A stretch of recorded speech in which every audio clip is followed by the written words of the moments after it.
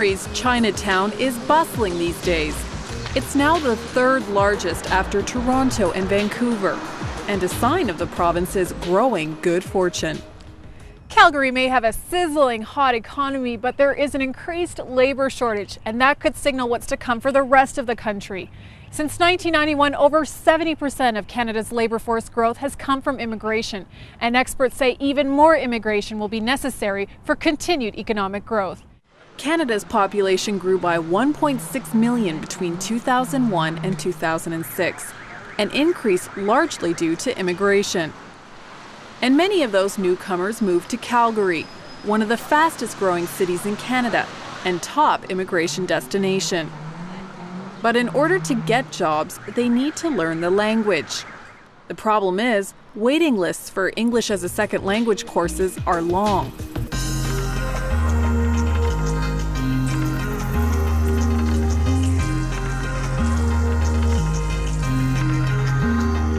So sometimes they have to wait up to 6-7 months, which is a terrible waste of their time and their energy.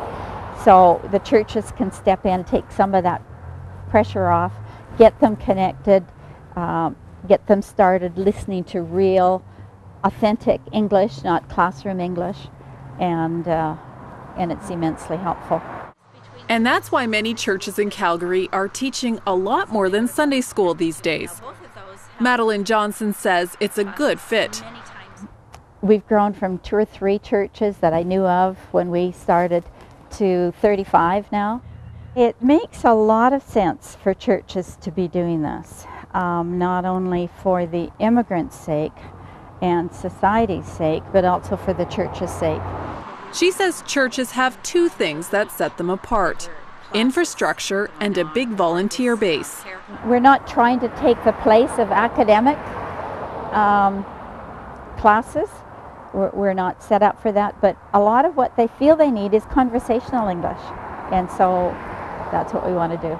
Okay, when I was reviewing the professional position opportunities, Ralph Hertzsprung found a way to connect these 2 things, and now he teaches an ESL course at the Chinese Free Evangelical Church. A retired missionary, he was looking for a way to reach internationals in his own backyard. It was 4 years ago that I asked this church if I may use their facilities to teach ESL. And they said, oh, we are in desperate need of an ESL teacher. So the match was perfect. On page 25, this course is all about learning how to write a resume, and a job is what many of these newcomers want the most. I worked as an accountant in my country for 15 years, and this job like the professional job. But here I can't find a job because the English is a big obstacle. Well, diligent is all right. But what immigrants need is more than just a job. To be able to express themselves in English, that is the biggest need. And they struggle. Some come with varying abilities. The reality is the English they learned in the classroom before coming here hasn't quite prepared them. That's why listening to and interacting with a native speaker is invaluable.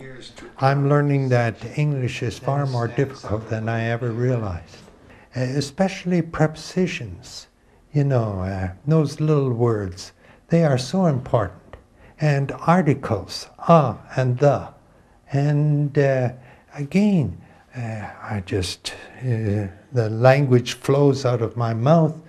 But for these students, it's a struggle. I had a chance to sit down with the students and ask them about the challenges they face. The challenge for us and pronounce.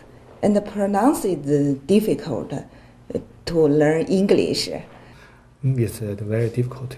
Every time I listening for maybe for 15 minutes, I will feel very tired. Yes, that's very big a challenge for me. When I came to this class first day, I can't understand what the teacher say. But now I can hear about half. Yeah. So 50%. 50%. So I felt this course is very helpful for me.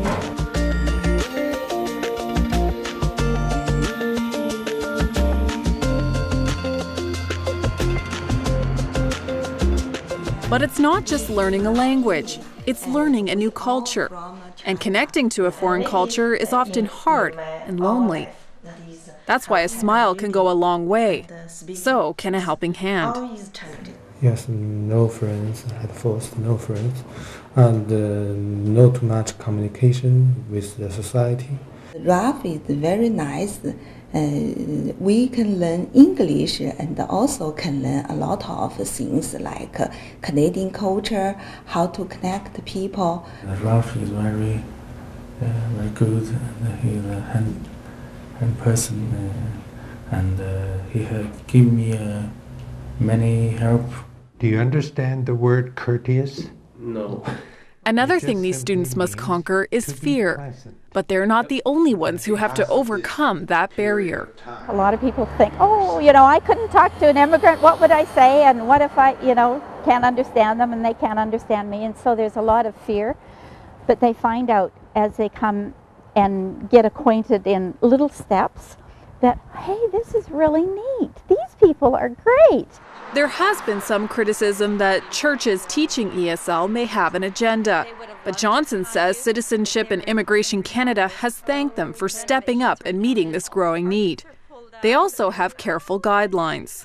We have come up with a non-proselytizing policy because we firmly believe that you need to let the Holy Spirit do what the Holy Spirit does and not try to do that work ourselves. And the CIC aren't the only ones who are grateful. We can study English in church because it is also free, and many people come from China have a level income. I really appreciate the church offer a lot of program like ES program, youth program, and sometimes take us go travel the different place. Let me know the new place. My English getting better. Thank you, Ralph. Thank you, Chinese church. Yes, I thank the church doing this. And it's not just Calgary. As immigration numbers continue to rise across the country, churches are increasingly opening their doors and loving their neighbor by teaching them the language. Multiculturalism only goes so far. What we need is interculturalism, where we learn how to communicate with people from other cultures and they learn how to communicate with us. So in order to do that, you need to have personal relationships. And the academic institutions are not set up to do the personal relationships, but that's where the churches can shine. In Calgary, Denise Lodde, 100 Huntley Street.